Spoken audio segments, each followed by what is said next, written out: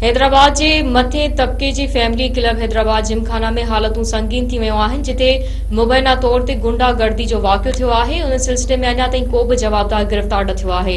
इहो वाक़ियो गुज़िरियल राति थियो, जॾहिं हैदराबाद जिमखाना जे मुख़ालिफ़ धुर जे मैनेजिंग कमेटी मेंबरनि ऐं खज़ानची मथां नामालूम नकाबपोश जिमखाना अंदरि मुबैना तौर हमलो कयो।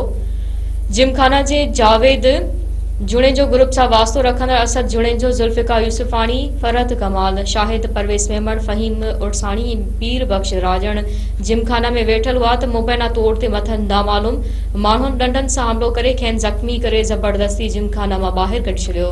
उन मौक़े खां पोइ जिमखाना जे मेंबरनि में सख़्त ॻणती पखेड़ियल आहे।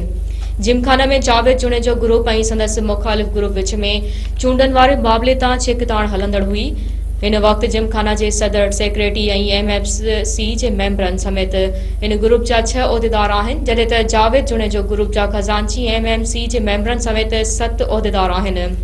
जिमखाना में हिन संगीन वाक़े सबबि ख़ासि तौर ते मेंबर फीमेल्स में ॻणती आहे। उन्हनि जो चवणु आहे त मौज़िब माण्हुनि जे इदारे खे हिन क़िस्म जे वारदातनि वसीले मैदान जंग बर्जन खां बचायो वञे। हैदराबाद पुलिस जो चवणु आहे त वाक़े जे हवाले सां वटनि का बि शिकायत न पहुती आहे।